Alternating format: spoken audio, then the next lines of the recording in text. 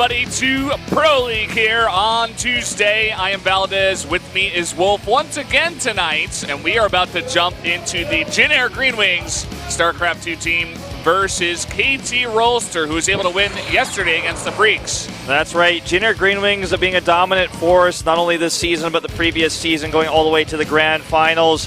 KT Rolster, the champions 2 seasons ago now, up here in third. They have a few players that have really been dominating, but if the series goes longer, I have to give the edge to Jin Air because they have, I think, the better depth to the roster.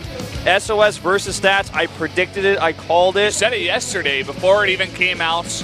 And just to build on that, I mean, it makes sense, especially given that the first map here is going to be Dusk Towers. Yeah, I think this is a great starting matchup, but I also feel that because we have these two Titans hitting each other first, the winning team of this first map gets a huge swing in momentum. And don't forget, the last time these two teams played against each other in an important match like this was actually in the postseason last season, where they were defeated actually by SOS's reverse all kill of KT, where he killed Stats in the final game in a PvP. And that was the last time they've ever even PvP'd each other, so just keep all that in mind. Yeah, a good piece of history there for you guys who may have missed it last year, but a very important thing to keep in mind coming into this matchup. You were talking about that very deep lineup. They've got lots of members there on Jin Air. They have Maru behind this. They've got Rogue.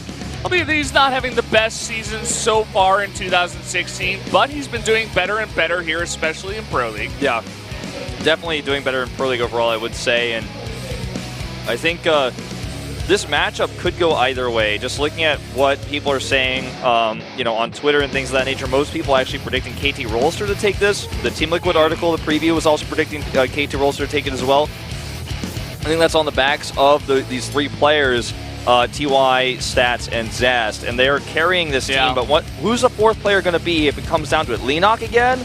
It's tough to say. It's kind of hard to say. You know, they are definitely lacking a very strong serve player right now. Lenok's great. You know, Lucira is great too. Both of those guys on the team right now, but they don't have that one super hard hitter to come in that you can rely on in that 4th place spot to make sure that he at least gets 1 win. So definitely something that is a bit worrying. Don't forget about Maru, by the way. I feel like he's the elephant in the room here at, what is he, 5-0 in Pro League right now? Yeah, just 5-0, I mean, it's so right. He's been doing very poorly outside of Pro League, which has surprised a lot of people, but in Pro League, he's insanely dominant. And keep that in mind for these maps that we're going to be seeing here. They're definitely going to want to save him for that map he wants to play, and he might be able to take a few kills himself. Yeah.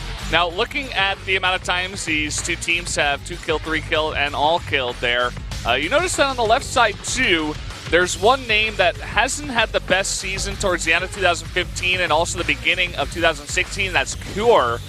Definitely missing him a bit here. I think they had a bit deeper of a lineup, but now they're also struggling for that 4th place position, kind of throwing in Cure at times. Sometimes it's Trap. You know, Creator's on the team now. I don't think he's going to come in during this important of a playoff, but they have him. They have him. He's definitely looking pretty weak as of late. The maps that we see today are basically the same as yesterday, the exception being Orbital Shipyard and Prion Terraces have swapped positions, but everything else is, I believe, exactly the same, with Dusk Towers, again, being the starting map here. A few cards to take home with you if you do come down and do this event. But, you know, talking about these lineups, I feel like there's so much more unknown for what Jin Air is going to play, whereas KT Rolster's lineup feels a little bit more predictable. You can kind of figure out which players they're probably going to use on each map. And I think that is one of the weaknesses of their lineup. But SOS, if he takes a win or 2 here, I think it's almost sealed. So KT Rolster needs to knock him out ASAP. Yeah. This is the guy I'm looking at. He's the big man on campus, right? It's SOS. This guy does not get nervous when you throw him in the booth. They put him first multiple times in a row. They put him when they're down 0-3, and then he gets 4 kills in a row against KT. Okay, this guy has done it before. And this is one of the reasons why I'm backing Jin Air here, just because of SOS. Of course, they've got Maru, they've got Rogue behind them, but I would expect them to get at least 2 kills here. Now, Stats playing an incredible PvP versus Patience, but as we talked about yesterday, Patience playing an off game in Star League. And I think Stats felt confident in that matchup. He didn't look as confident yesterday, where he actually lost to Keen. And now going into today's matchup versus SOS, The last time they played against each other was in that big, pivotal postseason match where he lost to SOS and lost the entire match for his team. And SOS was able to secure the reverse all kill as a result. It's going to be on his mind here in this first best of one. Who do you predict? I got to go with SOS here, to be honest. Yeah, I'm definitely on your page there. Even though Stats' PvP did look incredible, his control was on point, but he said himself in the interview that was the most confident he's ever been. And if and only if he can transfer that confidence into the further games in Pro League, in Star League, only then does he think he'll make it through. Whereas I definitely do favor SOS in terms of that confidence, and he's also got incredible control. Yeah, he really, really does. You know, he's also been able to study Stats' play. He's been sitting in the background. That's the advantage of getting higher in these playoff rounds, so you don't have to play that first challenger match. You go straight into silver. And so he's been able to watch Stats' play from yesterday as well as those Star League PvPs. So he has a lot to study and a lot to prepare for just one best of one here in this PvP. Yep, that map is loading up right now. It's going to be Dusk Towers for our first game here. It's going to be SOS versus Stats, a PvP. Get your friends in the stream. Let's start it right now, Tuesday Pro League.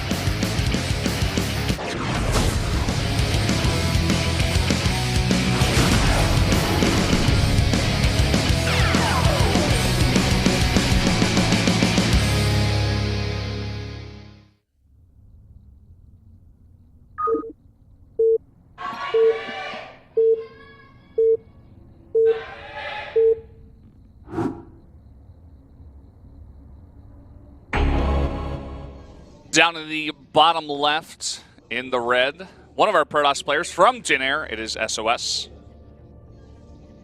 Nice haircut. Going pretty slim there, keeping it shorter. His opponent is Stats. The top right in blue. Whoa. $, no $, whiting. There it is, Jin Air 402. Definitely a possibility. I would not count out SOS in terms of being able to do that. He's done it before in a more dire situation, as we've said. See probe scouts coming out here very early from both.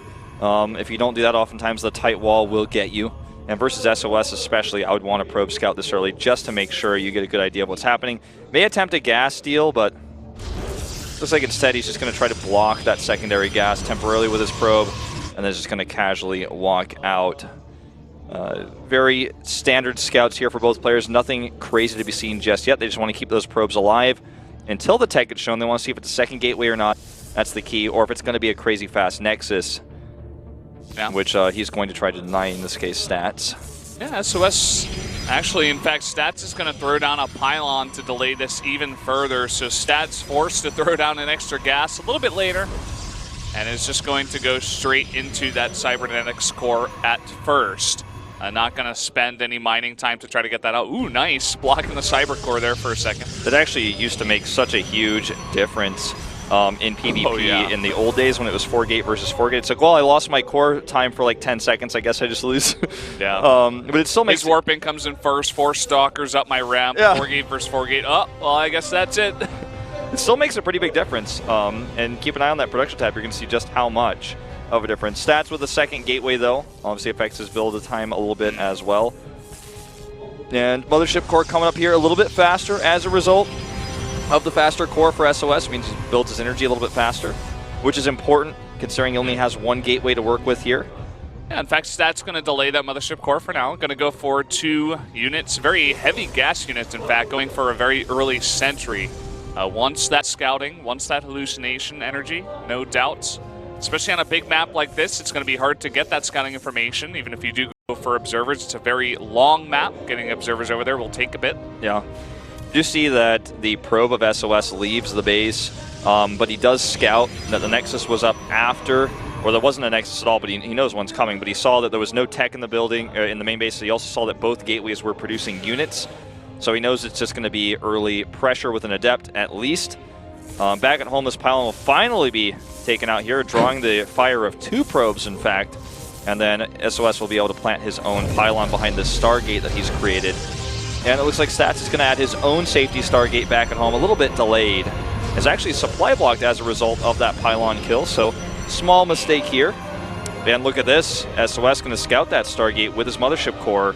Fantastic timing here. Could even get a couple of kills. There's a Stalker joining the mix, but he has, in fact, scouted that Stargate, so very important scouting. But he needs to recall, but he loses it. Getting just a little bit too greedy there, going for the kills. A nice reaction there by Stats. Yeah, this is something that a lot of people won't do because, like, oh, I won't kill it with the, with the pylon overcharge. There's no way, but you will a lot of the time. We saw it just yesterday, reminiscent of that Reaper kill we saw in the PBT. Sometimes if you actually overextend like this, you end up losing that first scouting unit. And it does affect you quite a bit. He's going to have to spend a whole extra 100 gas on that, have to rebuild that energy he was working on so hard. Phoenix is on the way for both players here, and this may become one of those Phoenix War-oriented games, at least for the early game here. Much faster Nexus, though, for Stats. Got to give him quite a bit of an edge, especially after that Mothership Core kill. Yeah, definitely liking his position. You were talking about the Phoenix Wars. It looks like SOS is going to be slightly ahead. The second he saw that Stargate, immediately canceled the Oracle and went straight into Phoenix production. So looks like he's going to be about 1 Phoenix ahead for now, and he's going to add a second Stargate ahead of Stats. Yeah, Stats actually favoring the Anion Pulse Crystals upgrade, it looks like here, going for the faster Fleet Beacon. Carriers are not out of the question on this map. We've seen it before. And with no extra Stargate, it could be a quick carrier. I don't think so. But, and like I said, every now and then something like this happens, and you just have to say, it could be. It could be. Yeah. The game is not figured out yet, guys. You guys that think it is, it's like, okay, we got the builds now for the rest of Legacy of the Void. Well, you're wrong. Things are definitely going to change. It is going to be the Pulse Crystals, of course, though, for Phoenix versus Phoenix. And he's going to have smaller Phoenix count briefly, but his Phoenixes are going to be worth much more. He can always win the fight. Every time the Phoenixes collide, it's going to force SOS to disengage or take loss if he wants to chase. Interesting probe scout there, actually gets in but doesn't see much of anything. The only thing he knows is that there's no third base. He's going to posture his Phoenixes forward here. It's tough at this point in the time in the game because you don't have a ton of scouting information. Neither player went robo, so they can't get an observer out across the map. And so it's hard to know, okay, is it worth it to attack now? Do I want to take a third base? Is that safe? What's he building behind this? So that probe scout, it didn't get much. He's probably really frustrated about that too. Yeah. Like, I don't know what to do now. And that's what that early Sentry was really about. It gave Stats a lot of scouting information, knew the tech that was coming. Unfortunately, that one Sentry is going to die. Pulse Crystal's almost done though here, Valdez. 5 seconds to go, and you could actually definitely do some harass here with that increased range because Phoenixes have moving shot. 7 of 5 right now. But in fact, it looks like they trade 1 for 1, but SOS knows that he has to get into a good position, at least. And in fact, Stats is going to miss him and not be able to capitalize on that opportunity. A really close call there for SOS. Is actually lucky that he got away with killing a Phoenix like that. Stats still roaming around knowing that he has the weaker Phoenix count, but he went for this upgrade and he knows that it's very unlikely SOS has that because he has so many Phoenixes, he couldn't have afforded both. And so he's going to try to aggressively harass here, even going for the Mothership Core snipe here in the main base. And that he does, but look at this. We do have the Phoenixes of SOS trying to get on top of them. Not quite going to be able to. Nice control here by Stats, just skirting around the edges, but SOS is on the chase. Oh, it's just, that range makes such a big difference. And if you're both moving, Phoenix have the same movement speed, so the range always wins. If you get locked onto, you're in trouble. There's a Stalker here as well. Stats lets him get close, and we are going to see some kills here on Stats' Phoenixes. But in fact, Stats is going to, I believe, win that fight, and SOS is going to back off. Yeah, it just makes such a big difference. Even when you get caught like that, and the range doesn't matter in the initial part of the fight, when you start running away like that, it just gives you so much value. Yeah, so Stats has caught up now in the Phoenixes. It's 8-8. Keeping a close eye on this. I love this observer PC that I got going on here. And both players are going to add a third Stargate. As this third Nexus comes down, they're going to immediately add those gases as soon as possible. A faster third Nexus for Stats as well. He's basically already mining from it. It just finished, whereas only halfway done is SOS's. He is about to have his Pulse Crystals. We're seeing some cannons being added here and there as well for extra safety, because if you end up losing the Phoenix War for a second, every probe that's vulnerable will be killed every time. And basically in every way, Stats is ahead right now. Neither player has any upgrades for these Phoenixes, which is something that if this game should continue, that's something we'll likely see. Another thing to do is transition out of Phoenixes, which is usually done by simply adding Archons and slowly starting to move away from that. Yeah. The ground army slightly going in favor of Stats. It looks like SOS also saving his gas, not making that Mothership Core just yet.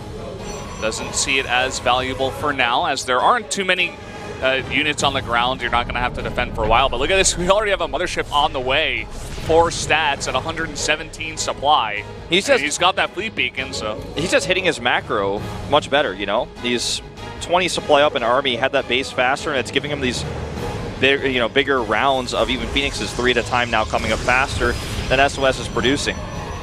And, part of the reason why he's ahead in supply as well is because he has 4 Zealots on the map, that aren't doing anything for him at this moment in time, but he has that. That's part of his supply, so don't count on that. But always keep a close eye on the Phoenix count and on the production tab, because if we see that transition to Archons, that's something to look out for. The mothership is going to make engaging with Phoenix is very difficult for SOS, so we might see stats start posturing a little bit more towards the middle of the map to kind of space control. But this game isn't ending anytime soon. Well, this is Dusk Towers. This is why making 5 cannons at a 3rd base is Perdos, and eventually taking a 4th once you have Tempest, and transitioning into carriers is a thing on this map. It's because defensive advantage is gigantic here. And both these players have identified it. I believe it was SOS first. At least he was the first one to make it work here in Korea. Stats quickly followed suit.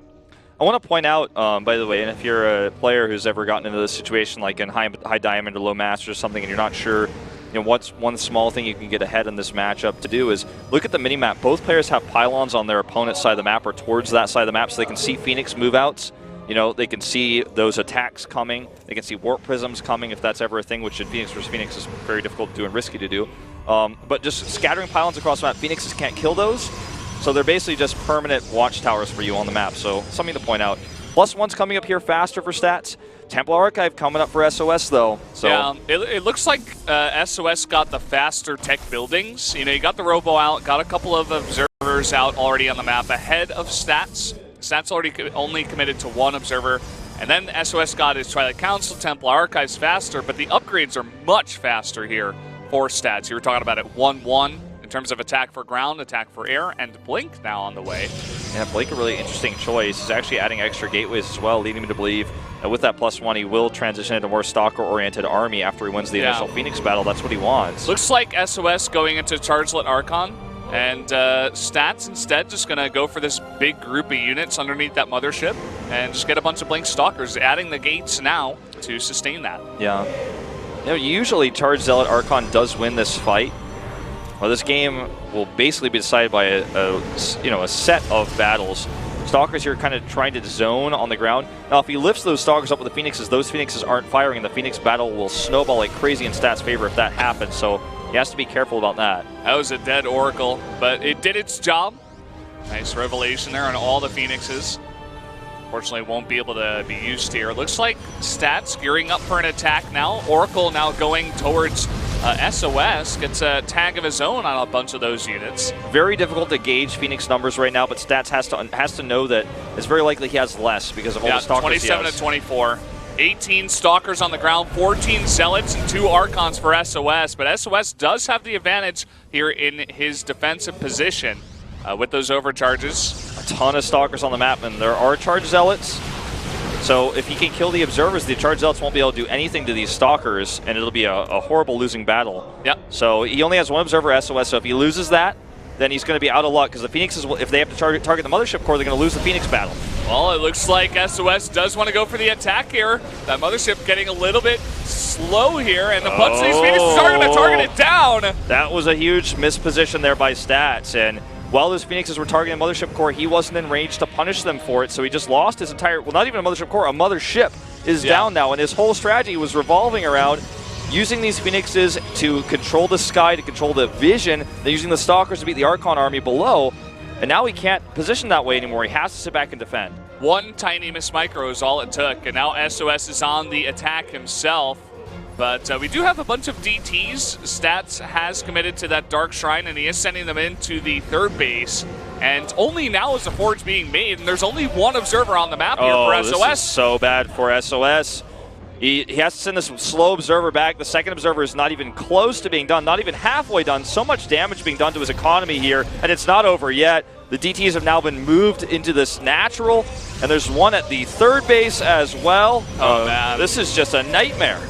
Definitely a nightmare situation for SOS. All the probes being pulled at the back door, finally getting cleaned up here, but still doing damage in the third base here. And at the same time, upgrades still going for stats. +2 about to finish, charge about to finish. There is no upgrades for SOS. Not a single one. All he's got is charge. And the pulse crystals too, but he's got no attack upgrades, I guess I should say. Yeah. It's +2 to 0 on the ground and +1 to 0 in the air. Stats is about to have his own charge. He doesn't really have any zealots on the ground, but he can remax with his 2,200 minerals with those after the fight starts to engage. 34 Phoenixes to 24. I feel like Stats' army is much better here with all the Archons he has underneath this as well. And his Stalkers will win versus the Archons in a poke war if it comes to that, because he simply has them. So if he eliminates those Archons and his Archons get on the front underneath all of the Phoenixes of SOS, there's no way he wins the fight. I think SOS needs to try to I don't even know. He needs to try to pull Stats apart. To, out-position him like he did once before. Here he comes, wants to come in at an angle possibly to fight only the Phoenixes. The Archons on the ground of Stats only fighting the ground army of SOS. Yeah. So SOS is going to win the ground war, but he's definitely losing he's going to win the air war, but he's losing the ground war here. That is exactly correct, and a lot of that comes down to the upgrades. This fight, though, a bad one for SOS just simply because he couldn't get his Zealots to get a good surround. His Archons had the better positioning, but that's all. Looks like 5 or 6 Photon Cannons going to ward this army away, and look at the bank of stats just being chunked into all of these Zealot Warpins. A few more Archons probably going to come down as well here. And SOS in some serious trouble. He's running out of money. Yeah, well, let's see what he can do here on the attack. He's going to have a bunch more Archons. It's going to be 6 to 0 at this moment in time. Oh, Still no cannons in the third base. He knows the Stark Shrine is out on the map. He has to make another Observer at this point to defend against this. And this is just going to, he may even just bring the whole army back. No, it looks like he's going to go for the attack instead. He has to commit, I think. It's a lose-lose situation. The longer he waits, the more damage he takes. But if he doesn't attack, he just takes damage and does nothing. But if he attacks and loses his army, he loses the game anyways. So I think being patient here, considering this is late-game PvP, is the way to go. Sometimes stuff like this happens and you kill 5, 6 probes. Yeah, we're going to have a blink in here, and Stats wants to go for the fight, but not going to commit. Just further whittling down SOS's army. Yeah. SOS still reluctant to engage into that 5th base. He does not have a 5th base of his own. He's still struggling to deal with the DTs. He now has 4 observers on the map, so he should be okay. Yep, more DTs coming around here, but with the observers you mentioned, not much to be done with yet. The big weakness of Stats' army is his lack of Archons, but he's added a few more. He's just trying to get that gas out. He has so many minerals, so if he just even trades even in a fight, he's going to be able to have like 16 more Zealot Warpins. Yeah, and still the upgrades. Nice lifts here from SOS, but it's still +2 to the ground, +1 to the air, and no upgrades +3 for SOS. Just finishing, and he doesn't have +1 yet. It's almost done in 4 seconds. He's going to fight before it. There's a mothership here as well, and that is going to be game here. It looks like Stats is going to take this last fight. His upgrade advantage, his economy advantage, too much. A huge Warpin to seal the deal. And that's going to be it. Yeah, a blink forward, and that's it. GG. Stats taking down the man himself. Proven to himself and the world that he can do it here against Jin Air and SOS. KT taking that first win, and that's all about the momentum here. I feel like the star player of Jin Air, because of his tendency to all-kill, because of his flexibility and his strategies, he's not a bad choice to send out first, but when you lose him first, it hurts so bad. Yeah, very unfortunate for Jin Air and Jin Air fans, but Stats, he's done it. You said the momentum is so huge. Now who do you send out against Stats? He's looked fantastic in PvP so far. Maybe you send out Maru here. I mean, Stats lost to Keen yesterday on Orbital Shipyard. Could be a possible choice. Yeah, definitely a possibility. Big question mark is Cure, you know. Are we going to see him today? I don't think so, but he's another good Terran if you don't want to send Maru yet. You want to save Maru for later. Maybe if Maru has prepared something specifically for Zest, for example, or later down the road he wants a TVT TY, which I personally would be a mistake, but you know, something to keep in mind. That would be a sick TVT, by the way. Maru recently taken out Innovation on Runes of Ceres, the same map that TY did fantastically on against Alive. Obviously, those two players have practiced that map a whole lot, so if they did get to go up against each other, it would be a very fun matchup, TVT. Yeah, I don't know. When I think about this, the Terran makes sense. I don't want to see Maru yet. But if you really are worried about stats getting too much momentum, it means two things to me. I'm like, well, it means maybe you want to send out Maru because maybe you could stop him in his tracks and take that momentum away. But if you're worried about stats and momentum, then you're really not thinking about the future of this series where you have to face TY and Zest, who are both arguably more reliable in Pro League than Stats. So yeah, it's getting a bit scary. It's kind of an awkward place, though. You know, Stats had some pretty nice games yesterday against Zerg. I think he played against, who's that? Curious. Curious, yeah. Played against Curious, knocked him down pretty easily. Rogue hasn't been having the best time in individual leagues specifically. We'll see if he's got his confidence behind him tonight. I think he has to come out here. But do you want to send him out and then send Marwin when he's down 0-2? It's a really rough situation. That's what we were talking about this first game. It's really